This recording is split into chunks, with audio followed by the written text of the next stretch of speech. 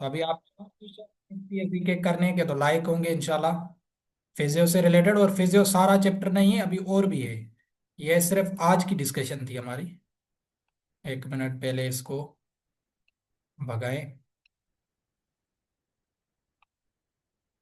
ये 2020 veterinary officer का paper है। इसमें आज का क्वेश्चन आगे हमने डिस्कस किया, जो आपको आना चाहिए, Kupffer cells are present in. Option भी नहीं देखना है, ठीक है। आपका इतना माइंड होना चाहिए, इतना समझ आना चाहिए कंसेप्ट, जो आपने क्वेश्चन पढ़ के आपको जवाब आना चाहिए। कफर सेल कहाँ पे होते हैं हमने पढ़ा है। ये ना स्प्लीन में होते हैं, ना लंग्स में होते हैं, कहाँ पे होते हैं, लिवर में होते हैं। Very good. ठीक हो गया। तो लिवर में होते हैं। ये क्वेश्चन 2020 में आया था एक क्वेश्चन। फिर आपका आया था 2023 में, क्या आया था, क्वेश्चन नंबर 7 पे गौर करें। What is the primary function of spleen. Option को देखने की जरूरत नहीं है। स्प्लीन के दो फंक्शंस बताएं। एक, इसको ग्रेवयार्ड ऑफ आरबीसीज कहा जाता है। दूसरा, इसको कहा जाता है कि ये रेड ब्लड सेल को स्टोर करता है। इसका फंक्शन है, प्राइमरी फंक्शन है। तो क्या है, इंसुलिन किसका काम है, ये होता है आपका पेनक्रियास का। तो इसका सी ऑप्शन अगर आप गौर करें तो आपको ऑप्शन मिल जाएगा, storage of RBCs. Very good, ठीक हो गया। तो ये भी आपका 2023 में क्वेश्चन आ चुका है, स्प्लीन के फंक्शन से रिलेटेड। ठीक हो गया। तीसरा क्वेश्चन ये आपका आ चुका है, 19वां नंबर क्वेश्चन। आप गौर करें, red blood cell and white blood cell, अगर और भी कहता तब भी ठीक था। आर प्रोड्यूस इन, कहाँ पे प्रोड्यूस होते हैं, ये 2018 वीओ का पेपर है, सही। कहाँ पे बनते हैं red blood cell, white blood cell, option देखने की जरूरत नहीं है। ये आपके बनते हैं रेड बोन मेरो में। ठीक हो गया। यहाँ पे देखो, फिर उसने थोड़ा कंफ्यूज किया है। येलो जो है ना, एक ही ऑप्शन दिया है दो बोन मेरो के, येलो और रेड। आपने याद रखना है, रेड बोन मेरो होता है। सही हो गया, ये आपको क्लियर होना चाहिए। सही हो गया। ये हमने कर लिए क्वेश्चन जो पास पेपर्स में आए हुए थे। यहाँ तक किया है। कल इंशाल्लाह इम्यूनिटी को करेंगे, तो फिर आप 2025 का एक क्वेश्चन है इम्यूनिटी का, वो भी इंशाल्लाह आप खुद ब खुद करेंगे। सही हो गया। इम्यूनिटी कल इंशाल्लाह अच्छे तरीके से समझाऊंगा कि इनेट कौन सी होती है, अक्वायर्ड कौन सी होती है, फिर इनके एक्टिव कौन सी होती है, पैसिव, छोटे छोटे कंसेप्ट समझाऊंगा ट्रिक से। वो याद रखने हैं। ना आपने लेक्चरार बनना है, ना ही आपने इंटरव्यू जाके रिटन में देना है। सही हो गया। तो वो कीवर्ड्स याद रखने हैं जो पेपर में आते हैं।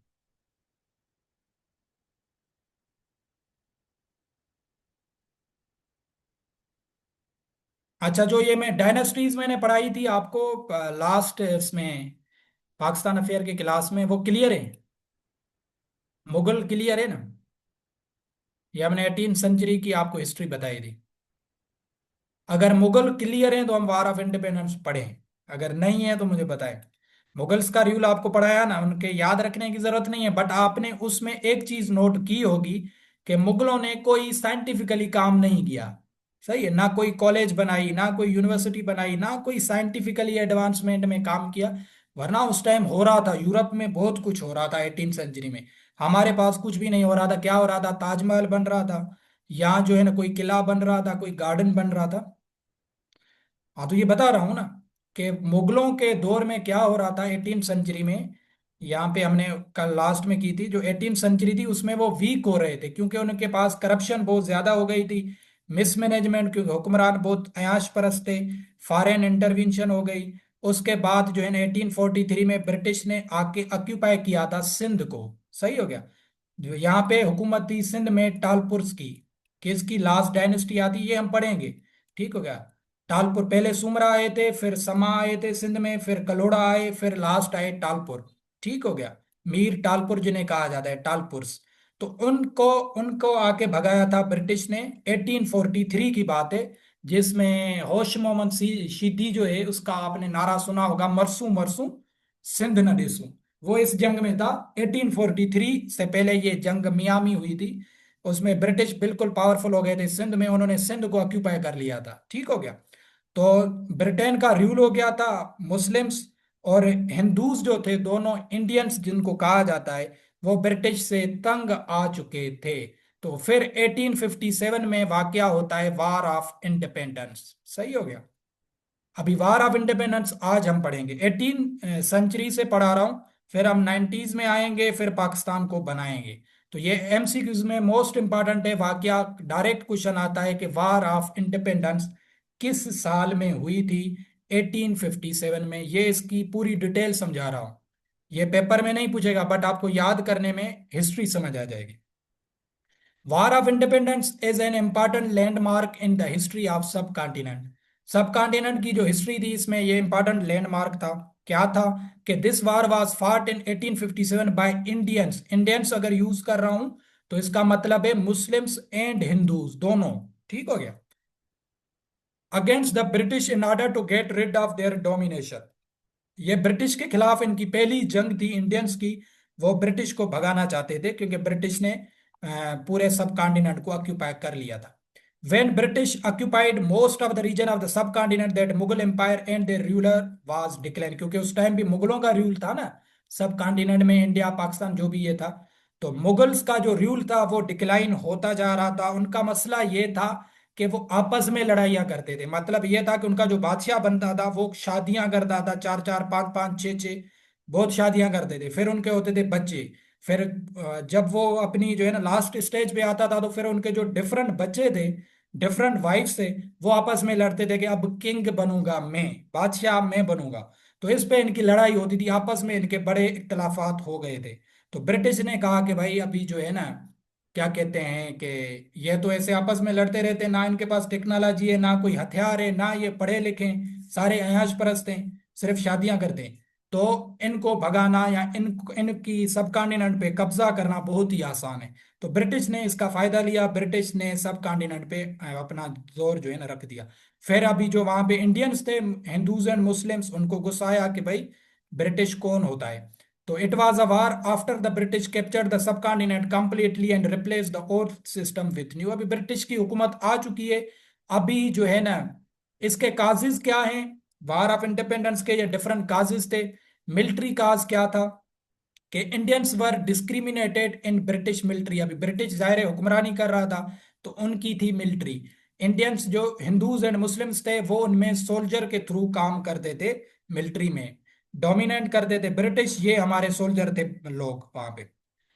British hurt the Indian religious sentiments in army. Army में वो रिलीजियस सेंटिमेंट, क्योंकि वो क्रिश्चियंस थे ब्रिटिश, तो वो हमारा जो हिंदूज का रिलीजन था या मुस्लिम्स का जो इस्लाम था उनको वो हर्ट करते थे। देर वॉज, ये मिलिट्री काज था उस जंग का। There was a huge difference between Indian and British salaries. ये उस टाइम की बात हो रही है कि ये वहां पे ये क्यों हो रहा था और लोगों ने क्यों बगावत की, क्यों जंग की। ये उसके काजेस बता रहा हूँ, ये पेपर में नहीं आएंगे। पेपर में सिर्फ सिंपल क्वेश्चन आएगा कि वार ऑफ इंडिपेंडेंस कब हुई थी, सही है, 1857, वो आपका एमसीक्यूज हो गया। बट ये हिस्ट्री आप समझेंगे तो आप आगे आप इवेंट्स को समझ पाएंगे। हर वीक एक इवेंट पढ़ते हैं थ्योरेटिकली। तो क्या दूसरा क्या था उनमें डिस्क्रिमिनेशन क्या थी ब्रिटिश ने की हुई थी? कि इंडियंस जो थे उनकी सैलरी थी 7 रुपए उस टाइम के, और ब्रिटिश की सैलरी थी 27 रुपए। मतलब जो ब्रिटिश के सोल्जर थे उनकी 27 रुपए सैलरी थी, और जो इंडियंस थे उनकी सैलरी थी 7 रुपए। इन पे भी उनको गुस्सा था।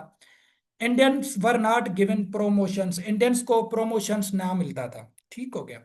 और ब्रिटिश क्या करता था? तबलीग करता था क्रिश्चियनिटी की, जो क्रिश्चियन जो है ना रिलीजन है उसकी तबलीग करता था मिलिट्री में। सही हो गया, ताकि आप क्रिश्चियनिटी को फॉलो करें। रिलीजियस काज ये भी था। East India Company was only trade company. आपको बताया था उस जब हमने मुगलों का बताया था कि जहांगीर साहब जो थे उन्होंने जो है ना सिर्फ चाय पिलाई थी इनको, कि जो है ना इनको इजाजत दी थी कंपनी को, तब ये थी इंडियन ईस्ट इंडिया कंपनी इसको कहा जाता था। ये ट्रेड के हवाले से जहांगीर के पास आए क्योंकि ये मुगलों का बादशाह था उस टाइम। तो इसको कहा कि जो है ना आप मुझे अलो करें कि मैं यहाँ पे कंपनी लगाता हूँ। फिर वहां से ये बेड़ा गर्क हो गया। वहां से जो है ना ब्रिटिश ने अपने पांव जमाना शुरू किए सब कॉन्टिनेंट में। इस इंडियंस को स्ट्रेस किया गया कि आप कन्वर्ट करें क्रिश्चियंस में। ये रिलीजियस काज था इसका। और जो क्रिश्चियंस मिशनरीज थी वो अलोड की गई, प्री जो उनके पादरी वगैरह थे, ठीक हो गया, उनको ऑफिशियली इज्जत दी जाती थी। जो है ना इंडियंस को सबऑर्डिनेट किया जाता था, ताकि आप उनकी जो सरमन्स होती हैं, जो उनका फादर होता है जैसे तकरीर करता है, तो जो हिंदूज एंड मुस्लिम्स थे उनको फोर्स किया जाता था कि आप ही इसकी सुने, मैंडेटरी है, अगर नहीं सुनेंगे तो आपको मारा जाएगा। तो लोकल पीपल जो थे वो ब्रिटिश के अगेंस्ट हो गए थे। मतलब एक मिलिट्री काज हमने पढ़ा, दूसरा ये रिलीजियस। पॉलिटिकल काज क्या था? कि British defeated Mughal rulers badly. British के पास हथियार थे, लड़ाकू थे, तो मुगल तो कुछ भी नहीं थे, तो उनको इन्होंने पहले तो डिफीट कर दिया। तो अभी ये भी एक बड़ा काज था। British wanted to wipe out all legacies of Islam in Muslim from subcontinent as Muslims could not regain their last power again. British ये चाहता था कि जो इस्लाम और मुस्लिम से इनको सब कॉन्टिनेंट से खत्म किया जाए, क्योंकि ये इनको इस तरीके से दबाया जाए कि ये दूसरी दफा पावर में नहीं है। भाई देखो ना, मुगल कैसे भी थे बट थे तो मुस्लिम थे ना। उनका रूल था ना पूरे सब कॉन्टिनेंट में 350 साल। ये इंडिया पाकिस्तान इन पे सब पे 350 साल इन्होंने हुकूमत की। तो ब्रिटिश को गुस्सा तो था ना कि भाई ये पावर में क्यों है, तो इनको ये खत्म करना चाहता था। British presented Muslim as barbaric and wild, जो उन्होंने कहा कि ये बड़े ही जो है ना खौफनाक हैं और जो है ना बहुत ही शातिर लोग हैं मुस्लिम। तो मुस्लिम इनको इस तरीके से जो है ना प्रमोट करता था। Hindus were presented as innocent divide and rule policy यहां से शुरू हुई थी। ब्रिटिश ने क्या किया, मुस्लिम्स को तो कहा कि आप वेशी हो, जानवर हो, बड़े जंगली हो। उन्होंने हिंदूज को कहा कि आप इनोसेंट हो, ठीक हो गया, आप मासूम हो, क्योंकि आप हो मेजॉरिटी में, आपके रूलर हैं मुगल्स और मुगल्स हैं मुस्लिम। तो आप जो है ना मासूम हो, आप पे ये बड़े जो है ना शातिर जो है ना दिमाग या जो बड़े वैशी हैं मुस्लिम्स, जो है ना वो आप पे हुकूमत करते हैं, तो आप इनोसेंट हो। तो यहाँ पे ये डिवाइड एंड रूल की पॉलिसी खेल रहा था ब्रिटिश, ताकि ये आपस में लड़े और मैं सब कॉन्टिनेंट पे हुकूमत कर सकूं। सही हो गया। ब्रिटिश वांटेड टू रिमूव, ये लास्ट मुगल रूलर था, मैंने आपको वहां भी बताया था, बहादुर शाह जफर। क्वेश्चन आता है कि लास्ट मुगल रूलर कौन सा था, बहादुर शाह जफर। ठीक हो गया। अभी जब ये ब्रिटिश ये जंग चल रही है या ये जंग की तैयारी हो रही है, उस टाइम में ये रूलर था बहादुर शाह जफर साहब। ये 60 प्लस था बेचारा। ब्रिटिश कह रहा था कि इसको खत्म करो, ये लास्ट मुगल एम्पियर था, ताकि मुस्लिम्स की जो इज्जत वगैरह है ये सारी खत्म हो जाए। ठीक हो गया। ये था आपका पॉलिटिकल काज इस जंग का, वार ऑफ इंडिपेंडेंस का। इकोनॉमिक वजह क्या बनी थी ये मैं आपको ऑलरेडी बता चुका हूं कि इंडियंस को बैन किया गया, उनको जो है ना इतनी सैलरीज वगैरह नहीं मिलती थी, ये सारी चीजें इसमें आ गई। अभी इमीडिएट काज क्या बना, ये तो हो रहा था उस टाइम, ठीक हो गया, ये हो रहा था उस टाइम। बट एक इवेंट ऐसा होता है जो दोनों हिंदूज एंड मुस्लिम को ट्रिगर करता है, वो होता है इमीडिएट काज। लोग अपने घरों से निकलते हैं, डंडे उठाते हैं, लकड़ियां उठाते हैं, जो भी उनको नजर आता है वो उठाते हैं, ब्रिटिश के साथ लड़ने जाते हैं। सही होगा। ये बनता है immediate cause, war of independence जो 57 में हुई। और यहां से इनका डिक्लाइन भी शुरू हो जाएगा, ब्रिटिश इनको बहुत मारेगा। सही हो गया। इमीडिएट काज क्या बना कि ब्रिटिश ने इंट्रोड्यूस करवाई इनफील्ड राइफल, 1852 की बात है।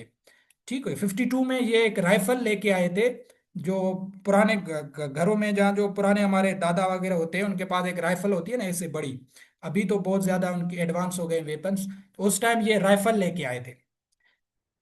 उसके जो कारतूस थे, कैट्रेजिस, ग्रीस उनको किया जाता था शेल से, और वो बनते थे fat of cow and pork. आपको पता चल गया कि ये क्यों जो है इमीडिएट काज बना। Were used as ammunitions in rifles, तो राइफल्स में जो गोलियां हैं ना उनके जो कारतूस होते थे उनको वो बनाते थे काउ एंड पोर्क के फैट से। सही हो गया। अभी आपको पता है कि काउ जो है हिंदूस उनको अपनी मदर मानते हैं, और वो उनके पास जो है ना एक क्या कहते हैं कि हॉली की तरह मानी जाती, और पोर्क को इस्लाम में मना किया गया है, पिग को। तो ये दोनों चीजें जो है ना हिंदूज एंड मुस्लिम के लिए थी अगेंस्ट। अभी ये पता नहीं था क्योंकि इंडियंस जो थे वो थे सोल्जर। ब्रिटिश क्या करता था, जो कारतूस होते थे ना वो सोल्जर से मुंह से खुलवाता था। Soldiers had to open these cartridge with mouth. सही हो गया। तो जो सोल्जर्स नीचे काम करते थे, ब्रिटिश क्या करता था, उनको देता था और कहता था इन कारतूस को ओपन करो, गोलियां निकालो। सही हो गया। तो वो उन किस फैट से बने थे, काऊ से एंड पोर्क से।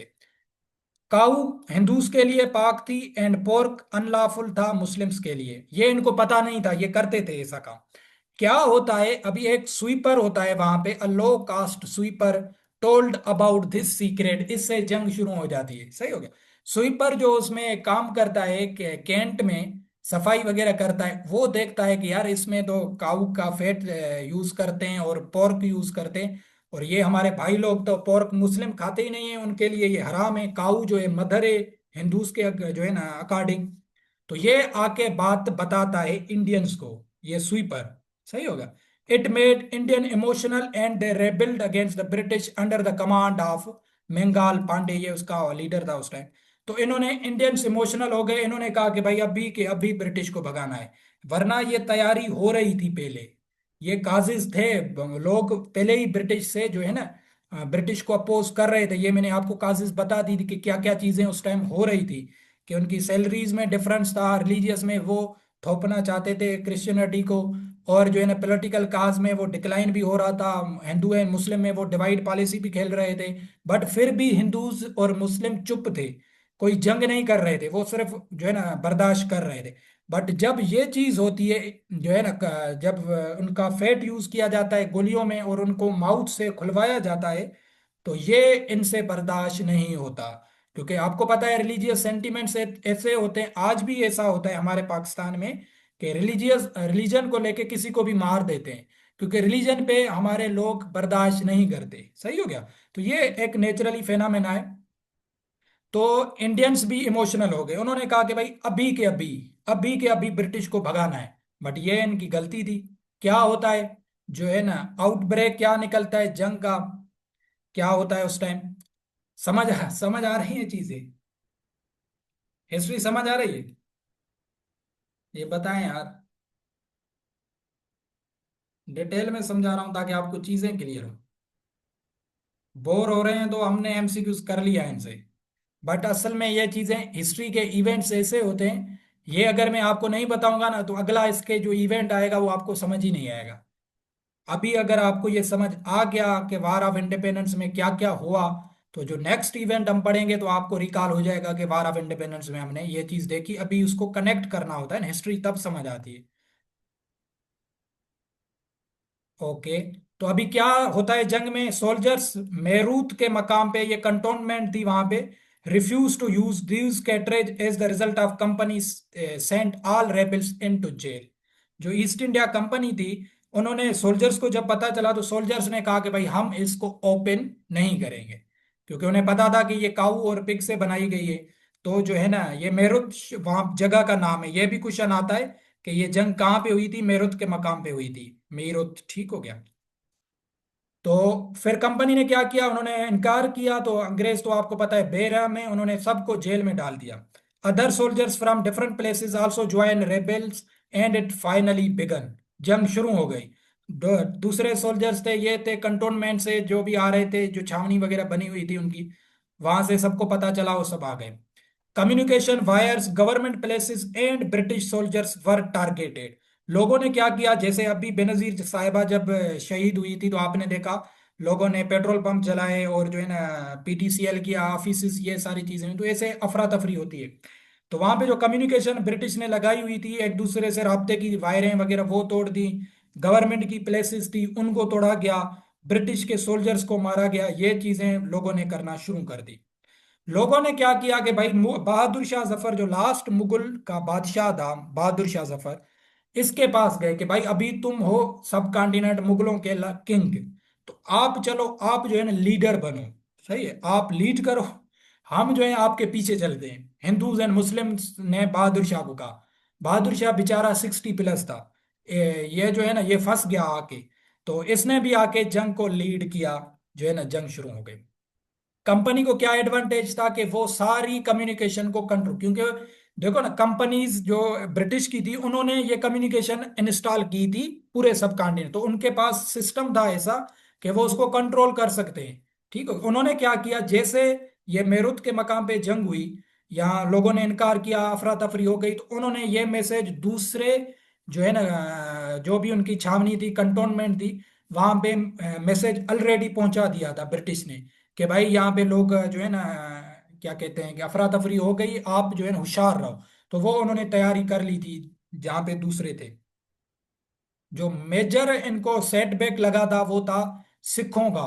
सिख जो गोरक्स थे, ये ना हिंदूज को पसंद करते थे ना मुस्लिम्स को। इन्होंने जाके कंपनी ब्रिटिश को सपोर्ट किया, सिखों ने, सिख के बड़े जो थे ना वो लड़ाकू थे, सिखों ने जाके उनको किया। ये जंग 3 वीक्स चली थी, फाइनली ये फेल हो गई। सही हो, क्या हो गई, फेल हो गई। तो ये क्या काजेज थे इसके फेल्यूर के, ये लास्ट पढ़ते हैं, फिर क्लास को ना वन लाइनर एमसीक्यूज पे चलते हैं। सबसे पहले क्या हुआ कि प्लान चेंज हो गया। पहले इन्होंने कहा था कि initially they will decided they will start war with plan, but slowly but the cartridge issue causes immediate action before plan. पहले इन्होंने ये क्या हुआ, इसका पहला रीजन क्या बना कि ये फेल क्यों हुई, कि चेंज प्लान हो गया।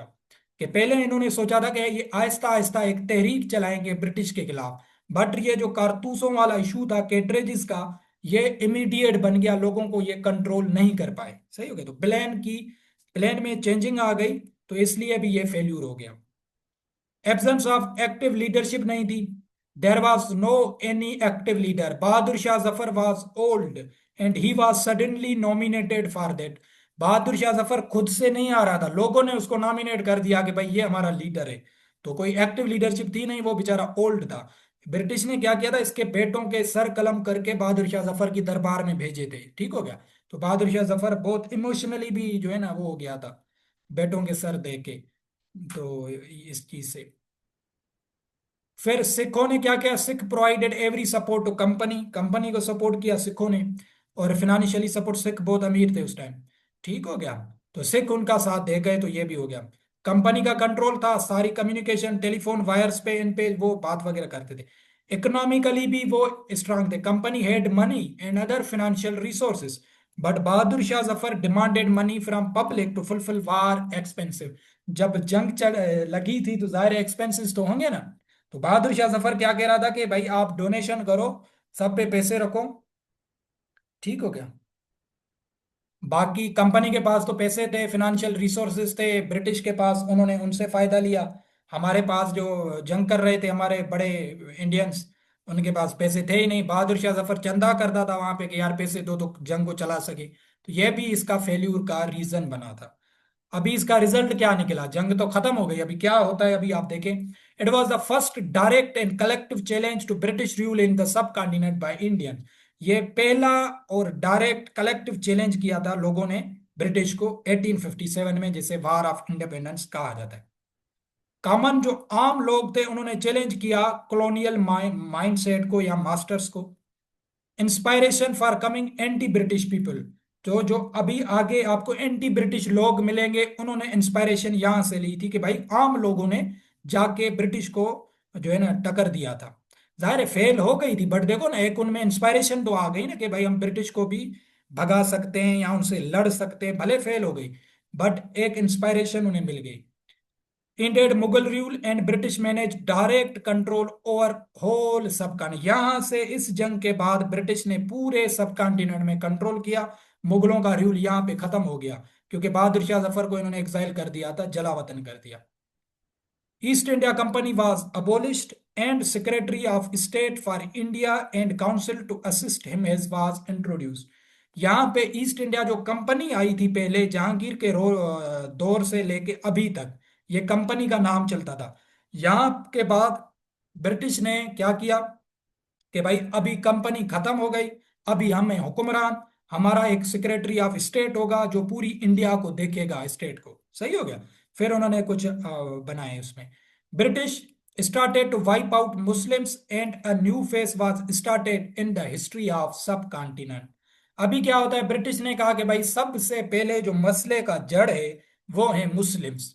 क्यों भाई, क्योंकि मुस्लिम्स जो है ना ये इनकलाबी हैं, दूसरे ये मुस्लिम्स जो है ना हुक्मरानी करते आए हैं। तो पहले तो सबको मुस्लिम्स को यहां से भगाओ, ये ब्रिटिश ने ऐलान किया कि उनको अगर गवर्नमेंट जॉब्स हैं उनको निकालो वहां से, उनको कहीं भी किसी भी खाते में जॉब नहीं मिलेगी।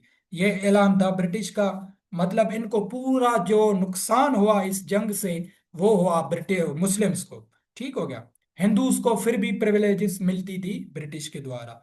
सही हो गया, ये थी war of independence. I hope कि क्लियर होगी। नेक्स्ट इंशाल्लाह फिर वीक में हम आपको बताएंगे sir Syed Ahmad Khan.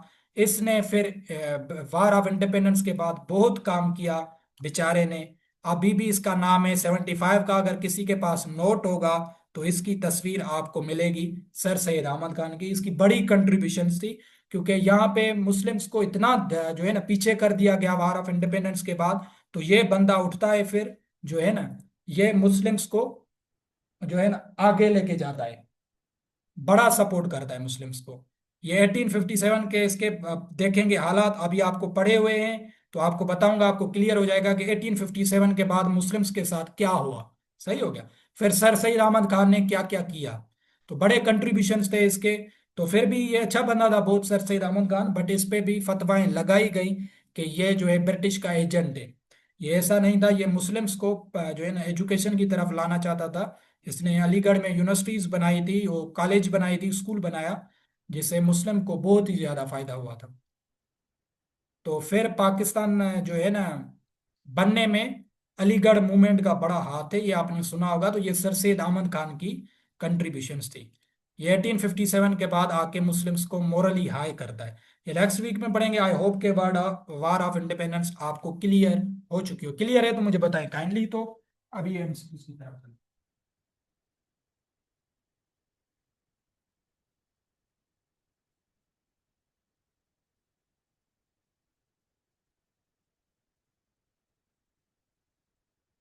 Okay okay.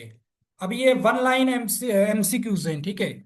आपने यहाँ पे ऐसे ही याद रखने, ये डिटेल में ये जो इवेंट पढ़ा रहा हूँ, ये सारे इवेंट्स वहां पे आएंगे, आपको थ्योरी में पढ़ाऊंगा ये सारे इवेंट्स।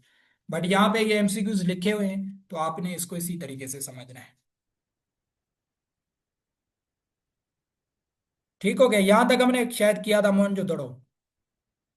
नेहरू रिपोर्ट, ये वाकया हुआ था 1928 को। ये नेहरू ने रिपोर्ट बनाई थी, उसके अगेंस्ट में फिर कायदे आजम ने अपने 14 पॉइंट्स दिए थे 1929 में। ये वाकया आपको नंबरिंग याद रखनी है, ईयर याद रखना है। डायरेक्ट क्वेश्चन आता है कि नेहरू रिपोर्ट कब आई थी? 1928 को। ठीक हो गया। कब आई थी? 1928 को आई थी। और कायदे आजम के जो 14 पॉइंट्स हैं, ये आपने नाइन्थ क्लास में पढ़े होंगे, 14 नुक्ते, वो 1929 में दिए थे कायदे आजम ने। सही हो गया। ये क्वेश्चन आते हैं सारे। अल्लामा इकबाल ने जो एड्रेस किया था उसमें कहा था कि मैं देख रहा हूँ पाकिस्तान को, या मतलब ये जो सिंध है, बलूचिस्तान है, या नॉर्थ वेस्ट फ्रंटियर, केपीके आज का, इनको आपस में देख रहा हूँ। तो ये 1930 का वाकया है, जिसको अलाहाबाद एड्रेस भी कहा जाता है, या अल्लामा इकबाल की स्पीच फेमस भी कहा जाता है। तो ये 1930 में हुआ था। ये सीक्वेंस वाइज जो है ना इवेंट्स हैं। फिर क्या होता है जो है ना, 1933 में पढ़ा था, Pakistan national movement white paper चलाई गई। उसके बाद जो है ना, ये वेरी वेरी इंपॉर्टेंट क्वेश्चन है 1934 का, कि Quaid-e Azam became the permanent president of Muslim League. वहां पे आपको ऊपर बताया था ना कि मुस्लिम लीग को कब ज्वाइन किया, उसके प्रेसिडेंट बने थे 1916 को कायदे आजम। सही हो गया। फिर कायदे आजम 34 को परमानेंट लाइफ टाइम के लिए मुस्लिम लीग के प्रेसिडेंट बने थे 34 को। ये क्वेश्चन आता है वैसे। सही हो गया। उसके बाद सखर बैरेज, जो सखर में बैराज बनी हुई है, सिंध में पूछते हैं, ये भी क्वेश्चन आता है। सिंध में टोटल कितनी बैराजेस हैं? सिंध में टोटल हैं 3 बैराजेस। सही है। एक है आपकी सखर, दूसरी है आपकी गुड्डू बैराज, तीसरी है आपकी कोटड़ी बैराज। सही हो गया। ये 3। कोटड़ी बैराज को गुलाम मोहम्मद बैराज भी कहा जाता है, गुलाम मोहम्मद बैराज, गुलाम मोहम्मद बैराज। ठीक हो गया। सखर बैराज कब बनाई गई? 1932 को। सही हो गया। ये 3 अगर आ जाएंगे, कितनी बैराजेस हैं सिंध में? 3 बैराजेस हैं ये। ठीक हो गया। कहाँ पे बनी हुई हैं? इंडस रिवर, सिंधु दरिया पे ये बनी हुई हैं। तो सखर बैराज कब बनाई गई, कब कंस्ट्रक्शन हुई थी? 1932 को। सही हो गया। ये आपने याद रखना है। चौधरी रहमत अली ने पाकिस्तान का नाम कब यूज किया? ये हमने पहली क्लास में पढ़ा था 1933 को। उसके बाद सिंध कब सेपरेट हुआ था बंबई से? 1936। सही है, ये भी क्वेश्चन किया हुआ है। उसके बाद जो आपने याद रखना है,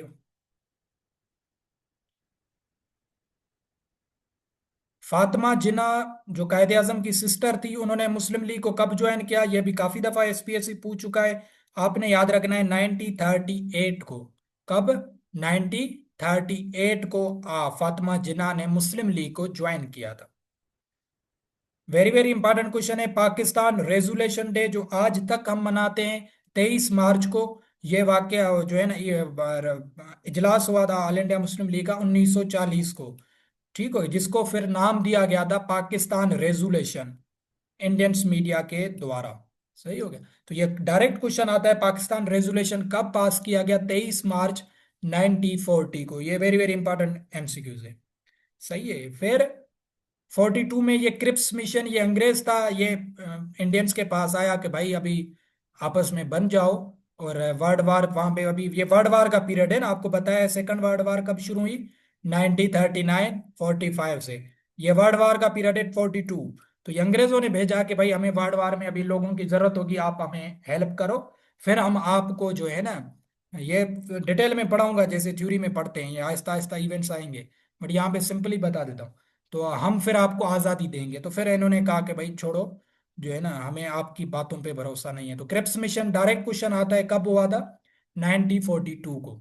फिर जिन्ना और गांधी साहब ने मिलके बातें की थी, टास्क किए थे कि भाई अभी जो है ना क्या करें। गांधी का ये था कि हम यूनाइटेड इंडिया बनाना चाहते हैं, कि पाकिस्तान ना बने, क्योंकि 40s के बाद पाकिस्तान मूवमेंट बिल्कुल शुरू हो गई थी। जिन्ना ने कहा कि भाई अभी हम मर जाएंगे, पाकिस्तान जरूर बनाएंगे। और गांधी इसको अपोज कर रहा था। गांधी कह रहा था यूनाइटेड इंडिया हो, आप अपने रिलीजन की प्रैक्टिस करो, हम अपनी करें, जो है ना, ये क्या कहते हैं, साथ में रहते हैं। तो ये डायरेक्ट क्वेश्चन आता है, जिन्ना गांधी टॉक्स कब हुई थी? 1944 को। सही है, ये आपने याद रखना है। एक आपको पढ़ाया था शिमला डेप्यूटेशन, याद होगा आपको, आई होप कि याद होगा, पहली क्लास में हमने पढ़ा था शिमला डेप्यूटेशन। तो ये वो था डेप्यूटेशन 1905 को। और ये है शिमला कॉन्फ्रेंस 1945 को। सही हो गया। शिमला कॉन्फ्रेंस अगर पूछी जाए कब हुई थी? 1945। ये वेविल प्लान, ये भी ब्रिटिश का एक प्लान था उनको, कि किस तरीके से किया जाए। तो क्योंकि ये अभी आज़ादी के दिन है ना, तो ये चीज़ें हो रही थी। तो ये डायरेक्ट सिंपल एमसीक्यूज आते हैं। ये 45 में हुए थे। कैबिनेट मिशन, ये भी अंग्रेजों के द्वारा दिया गया, ये हुआ था 46 में। सही हो गया। तो ये भी आता है 3 जून प्लान, ये भी काफी दफा एमसीक्यूज आया है। ये कब हुआ था? 1947 को जून के मंथ में प्लान दिया गया कि भाई अभी इनको डिवाइड करो। सही हो गया। लॉर्ड माउंटबेटन को भेजा गया कि भाई डिवाइड करो इनको। ये उसको कहा जाता है 3 जून प्लान 1947। तो उसके बाद जो है ना, पाकिस्तान भी बन जाता है, इंडिया भी बन जाता है।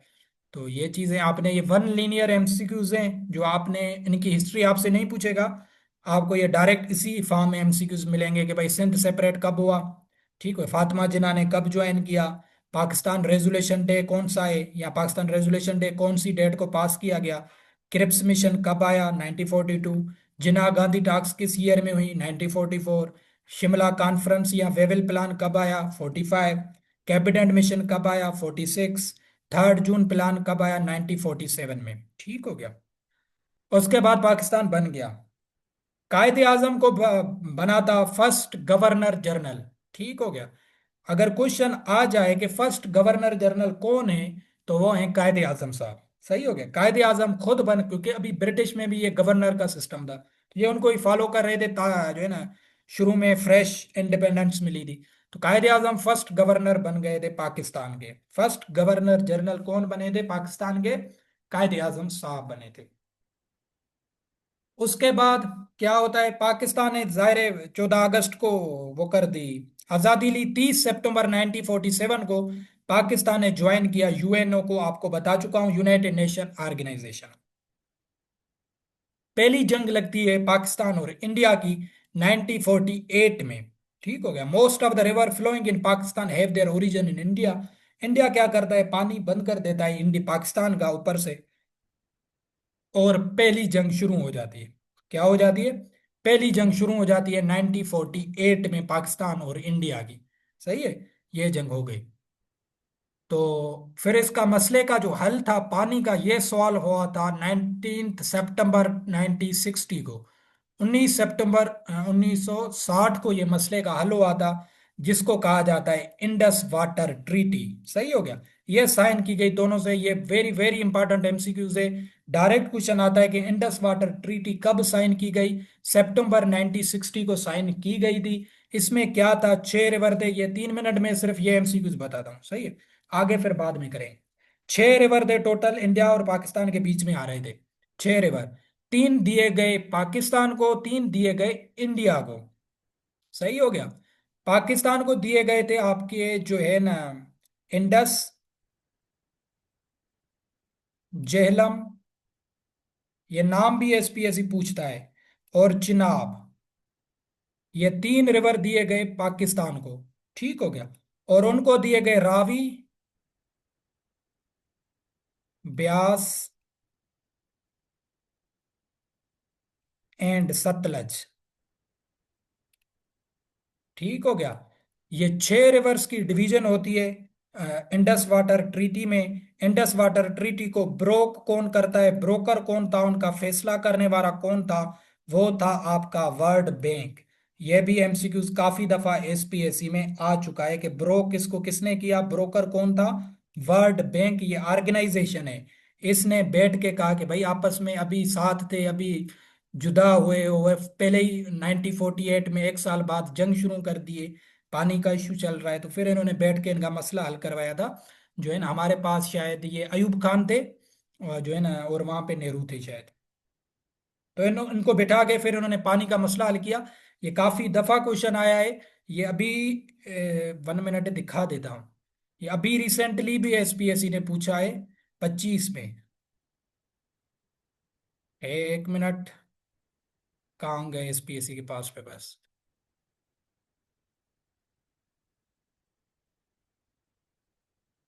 ये देखें, ये क्वेश्चन कब का है? वेटनरी ऑफिसर के साथ जो पेपर हुआ था 24 तारीख को अकाउंटेंट का, उसमें क्वेश्चन आया हुआ है। क्या क्वेश्चन आया हुआ है? 11 नंबर क्वेश्चन। ठीक हो गया, ये पास पेपर करवाऊंगा सारे। Under Indus water treaty which one of the following river were given to Pakistan? कौन से रिवर पाकिस्तान को, ये डायरेक्ट एमसीक्यूज आया है, कौन कौन से? इंडस, झेलम एंड चिनाब, तीनों बताए ना, तो ये ऑप्शन इसका करेक्ट होगा। सही हो गया।